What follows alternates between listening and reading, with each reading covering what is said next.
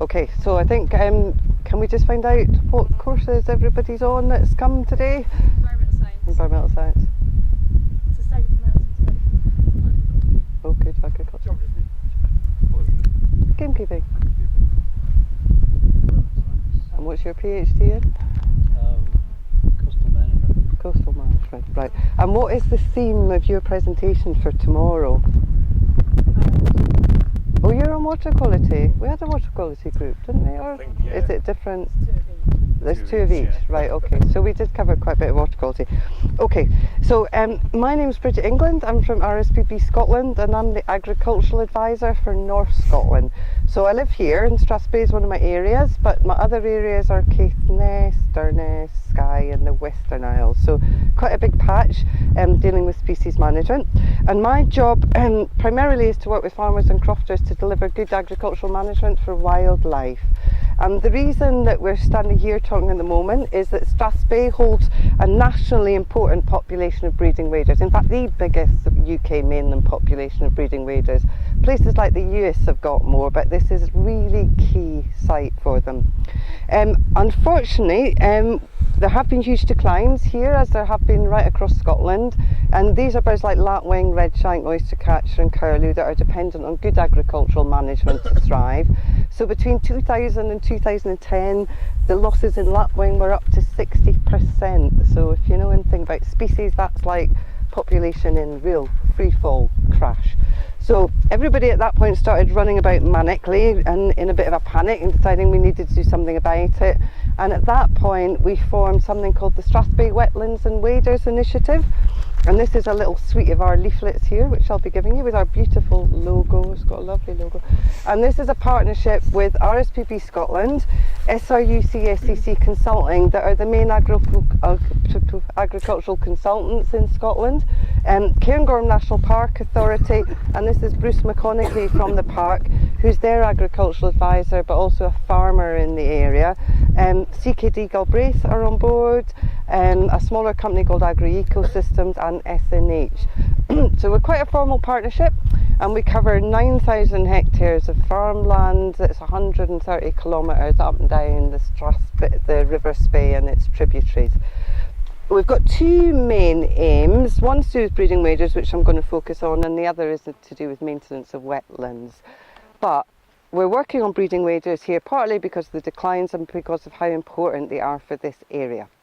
So you're on a site where you're going to have to look at how you deliver best management, and we're going to talk about water quality in a minute, but at first I'm going to talk about the wildlife management that we would do here. So if you look at the field behind you, that field currently, they've just stopped squeaking, but there are, we think, 3 or maybe 4 pairs of breeding lapwing out there that are all calling. They were calling earlier, so they might come back up. Now we've been coming here a few years for this conference, and it is one of our wader survey sites, and there were no waders in that field at all for a long time, until last year when we arrived, where there were suddenly 2 pairs, and I got really excited because there was suddenly 2 pairs. But the reason was, before last year that field was ungrazed and the grassland sward looked a bit like that. Do you see that rank, tussocky stuff? So if you try and kick your foot through those tussocks, you'll probably not be able to, and a lapwing chick definitely won't be able to get through them to get to the ground to feed. So lapwing like quite short open swards like that. Probably be nice if it had a few more little open rush tussocks, but that's a really good sward. So the first thing that we look at when we walk onto a farm with a farmer for doing management is what is the sward like, and for lapwing we're looking for that. If we were managing for snipe, I'm going to put you on the spot, gamekeeper, what would you look for? What kind of vegetation does snipe like? Probably looking for a wetter Yeah. Totally. Wetter, boggier, and quite often rush in it. So you'll know if you walk through dense rush, you might kick a snipe up from it, but you'll never kick a lapwing up from that sort of dense rush like this, but you will kick a snipe. So it depends what species you're managing for. There's no coincidence that it's lapwing on this field, that's why they're on it. So the first thing we look at is the condition of the sward. And the field next door there has not been grazed, and it's like that. And if it's like that, there are no lapwing on that field and they're never going to be in that condition. So my next thing on a field like that would be to get the right management in place, which might be cutting or grazing, but something to make it good for lapwing. Happily, that would also be good for agriculture, probably, because you want a decent grazed sward. The second thing you want to look at is has it got an open aspect? Because breeding waders do not like nesting or breeding near woodland or hedges that harbour predators. And if they do, well, they probably won't nest near them, but if they do, they're likely to get knocked off. They want to be in open fields. And that's why places like Strathspey and Caithness are so good for breeding waders. I don't know if you know Caithness, but we've got vast open landscapes. This is a bit more enclosed than most of our Strathspey sites, but still good. But we have got big floodplains like the Boated Garden that are open, and we've got redshank, snipe, curlew, lapwing, all of those species there. The next thing we would look at in this field is there any wet feeding for breeding waders? So chicks particularly need quite soft ground to probe. They feed on earthworms and invertebrates in the soil. So if there were no wet feeding sites, you can create them. And farmers all over the place, particularly because it's in the new agri-environment scheme, are putting in what we call scrapes, which are just quite small puddles, really. They're only about 4 metres by 5 metres. And what you want is them to be quite shallow, so they dry out in the summer. They just have nice wiggledy, lots of muddy, soft edge for birds to feed on. The next thing would be, are there earthworms in the soil? Bruce, are there earthworms in the soil? No. No. So, if soil is very compacted, and Darryl there has got our soil penetrometer. If soil is very compacted, you're unlikely to have many earthworms because they like aerated soil. And if it's got a low pH, it's very acid, they won't like it either. So as a partnership, we own an aerator that's held by an engineering company that takes out to farmers for free loan, and we advise on liming. Now, but Bruce and I are quite puzzled in this sample because it looks well aerated and I doubt it's very acid, but there are no earthworms. So we can't really imagine what those lapwings are getting. We can't find anything they could be eating in there. But those are the sort of things we're looking at. So I'm going to pass over to Bruce in 1 second, but when you're looking at this, if you're looking at things like water quality, which is your remit, soil management is absolutely crucial. So compacted soils are going to cause a lot of runoff to waters. Bruce will talk about this now to do with agricultural inputs, but in fact I'll let you talk about it, Bruce. Soil is really key on water quality. Right, I'm Bruce McConachie. I'm the sort of farming advisor for the Cairngorms National Park, and what we're trying to focus on is making sure that farms are sustainable, both economically and environmentally. But the strange thing that occurs where we find out that you can't really be one without the other. Farms have to be environmentally sustainable to be economically sustainable. So we're looking at people having healthy soils, and this is a good example. Despite there being no earthworms, this is a reasonably good example of soil which is very healthy and provides a good sward for livestock. But because soil is the most important thing any farmer can have, this is where all the life comes from. You know, in New Zealand and Australia, they're a good bit ahead of us as far as farming goes, and they talk about how much grass they have, not how many cattle they have, not how many sheep they have, because that's all beef is when it hits the shelf in Tesco. It's converted grass, so it's vegetarian friendly. But the important thing for us to have is healthy soils, sustainable soils, soils that don't need a lot of inputs, and that all feeds back to water quality as well, because one of the biggest pollutants in our watercourses is nitrogen, and a lot of the nitrogen comes from nitrate fertilisers that are applied to the ground. Now, if you have a well-managed sward and a well-aerated sward, you're going to have a lot of clover, and clover fixes its own nitrogen, and clover supplies its own fertiliser, which is a massively more sustainable way of doing things and a more environmentally friendly way of doing things, as well as being a more economically sound way of doing things on a farm. So we're all kind of aiming at the same thing. As well as that, you got to look at soil structure, and we want a soil that's not too compacted, because compacted soil doesn't absorb water and it creates flooding. As well as that, you don't want too loose a soil. If you plough this all the time, you're going to get soil runoff. Maybe not in these fields because they're more or less completely flat, but if you're ploughing on a slope and there's a big spate of rain, you're going to have soil run off into the watercourses. 2.5 million tonnes almost in the UK every year.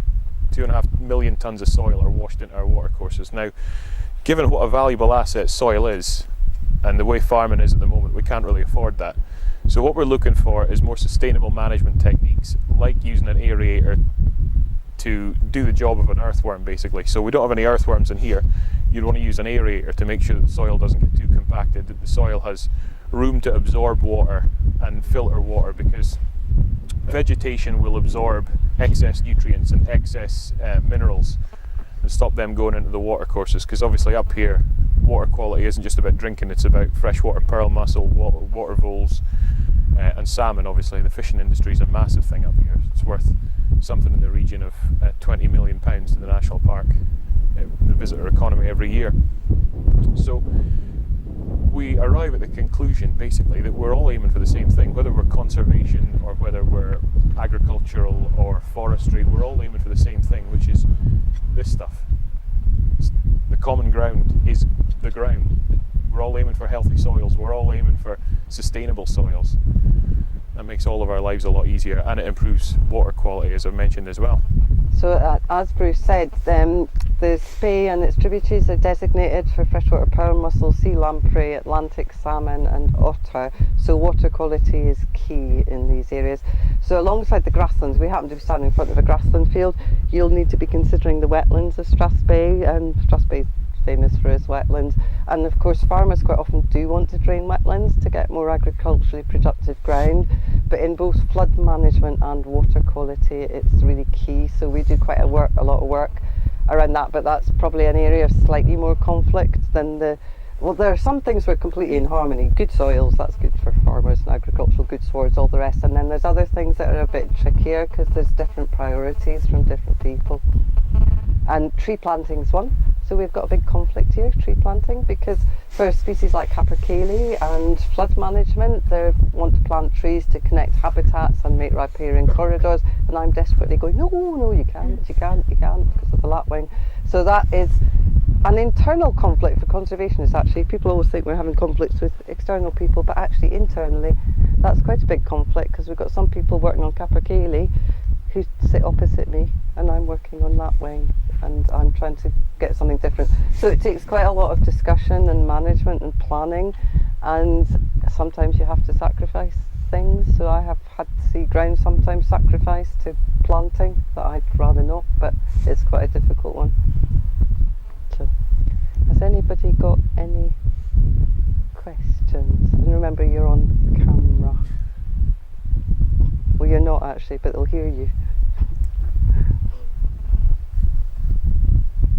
Nope, nothing there. So what I've got here is a little one set of our leaflets. It's about 7 different ones, just so that you can get information in there that you might not remember just now. Will I pass that over to you? Because you look like a note taker. Okay. Yep, I think that's us stuff. Yeah. What would you be looking for at the end of the day in terms of waders here? You know, you've got what, 2 or 3 pairs? Yeah, so that's quite low density, so I'm getting quite excited about it because there weren't any on here for years. So when Strathspey was at its best, well, not at its best, but when we surveyed it when it was at its best, because it wasn't surveyed a long time ago and density probably higher, it was 2.7 pairs or 2.67 pairs per hectare. Were the highest density. I think our highest density sites now are about 1.7 pairs per hectare. So if you just translate that to about 2, you could have quite a lot of pairs on this field. What would you estimate that to be? 10 hectares or something. So you could maybe support 20 pairs of breeding birds. Yeah, they can breed in quite high densities. In fact, it's one of their defence mechanisms. So they'll breed, if they can, in large numbers and away from predators, so they can see them coming, and they will mob. You'll see lapwing mobbing crows, and that's one of their defence mechanisms.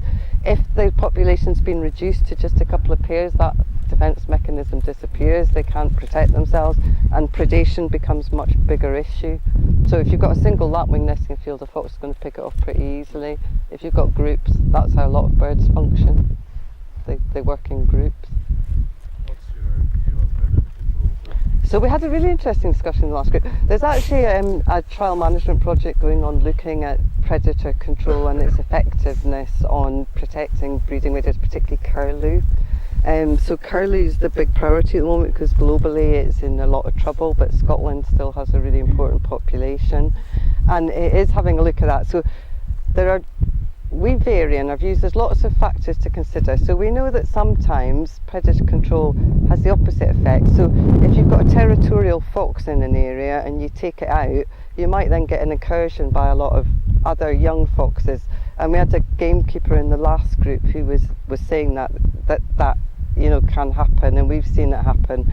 And some farmers actually want to leave that fox there because it's one low level fox instead of a group coming in.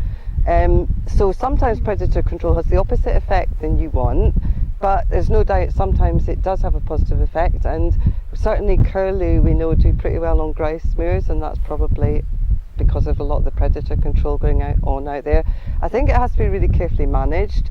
So in Strathspey you could legally control foxes and crows, but we've also got otter, badger, pine marten, wildcat, which you can't control. And what tends to happen if you take one predator out of the mix, predation just goes up by the others. So in some studies, fox control, you just got increased predation by stoat. So that vacuum will be filled by another mammal who will do better. So you have to consider really carefully what you've got there, what you're controlling, and what impact it's going to have. So we're a bit mixed as yet. We're hoping this control is a big research project across several thousand hectares of ground will provide answers to how effective it is and in what circumstances. So I suspect it could be very effective in some circumstances and not in others, but we don't know exactly at the moment. But it's a good question, and it's one that's, as you'll know, been going on for a long time between conservationists and gamekeepers. But I think this is one of the this conference we've been at now for the last 4 or 5 years, however long it's been going, that's always an issue we talk about, and it's one of the big benefits of this conference, that you really get to talk about things like that with people that are sometimes seen as being on the other side, but we've had some really good conversations at this conference about that, the differing views and how you see both points of view. So it's been really good for that. How long does it take to get swan into this condition from, say, this over here? So you could, if you cut that, which can be quite hard if it's too tussocky, you can do it pretty quickly, and I mean within a year really. If Bruce will be the one that could really. Yeah, I mean within a season you can get to that stage without doing too much heavy work. I mean it doesn't need ploughed necessarily. You could run a topper over it and then stick some livestock in it, some cattle to leave it in a sort of mixed sward, and by the next season it should come back and look something more like this. This happened in about a year, because that one looked like that one, and we came last year, and suddenly there were birds and it was shorter. So it's not a huge investment? No.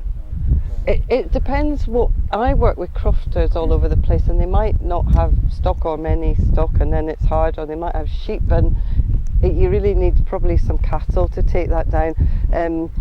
Bruce is a big proponent of native breeds because they'll deal with this sort of stuff. Absolutely. I mean, without too much of a sales pitch, native cattle tend to graze coarser quality vegetation, and they tend to convert it better into higher quality meat and fat cover. So your native breeds of cattle, your Aberdeen Angus, Shorthorns, particularly the rougher, hilly kind of cattles like Galloways and Highland tend to give you better results commercially and for the grass as well, because if you put a couple of continental cattles in there that are from a sort of milder climate, they're going to be a bit more fussy than if you put a couple of Highlanders in there. Yeah, so that sort of grassland you'd probably want to get native cattle on, and apart from eating it, they'll sample the dead stems and break them and things, so you can do it quite. Yeah, it's not massive investment. So what sort of grazing regimes are there now? So I don't know the exact one, because we don't own this ground at all, and we don't work with this particular grazer. We work with this area, because it's about 9,000 hectares. I think we've got about 100 farms, and we've worked with 50 of them. So I don't know exactly what they're doing. In fact, it would be interesting to find out now they've got birds. But one of the things for breeding majors you want to do is get stocking levels right down in the breeding season, because otherwise you get nest trampling. That's right. I was wondering whether they're running sheep, or it's early days yet though, I think. Yeah, it's early days yet. So these are lapwing just arriving now. So the restrictions on grazing are usually 15th of March to 15th of June. And then after that, for wader fields, unless they're species-rich grasslands, you just want them tanked a bit to get them back down short again. But you want to restrict grazing. And that can be difficult for farmers because they need lambing fields. So they need fields that they can graze at high densities during lambing, which is bang in the middle of the breeding season. So that can be a bit difficult. It's funny how all this works. Yeah, sometimes it does and sometimes it doesn't. But through the partnership we've got here, which is quite long standing now and quite intense with agriculturists and conservation, it's actually working pretty well. And the numbers here have now, the 2015 survey was good, numbers have stabilised or gone up a bit.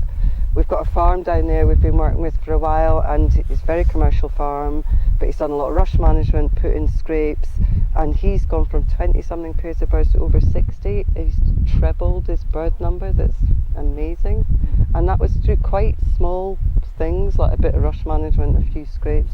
And you've had quite a lot of success on your farm too, haven't you? Yeah, I mean, we took a decision a while ago to change our grazing regimes, use a different style of grazing regime, and we've sort of managed the soil a bit better, using very little inputs, basically lime and a bit of aeration and a bit of topping. And we did that on a purely commercial basis to improve our farming business. But what we found is that the amount of lapwing and curlew and oyster catcher that we've seen has been a massive improvement in the bird life, and that was just a kind of unintended consequence of changing our grazing regime around. So I mean, what's good for the farm is generally good for the wildlife in this case. But back just quickly as well on your water quality issues, if you've got to think about what you do here, because I'm an agri-environment agent and I work with farmers, I submit plans, so I have to consider everything, not just the wader element, which is the bit RSPB pays me to be there for, but I have to do everything. So water quality here is key because of the designations. So what you'd be looking at probably is things like putting in water margins, which are, when you've got water courses, fencing them off so that there's long vegetation growth to absorb nutrients. We're not a huge fan because the minute you fence off a corridor you get that sort of stuff, but from a diffuse pollution point of view that can be beneficial, not from a wildlife. So you want to look at the things like Bruce was talking about, not creating extra soil runoff and putting in water margins, especially at the bottom of arable fields or fields that get a lot of fertiliser that might be running straight into a ditch, that sort of thing. Maybe tree planting, I don't know, but I hope not. But yeah, okay. Right, well thank you very much. Thank you. We'll see you later on.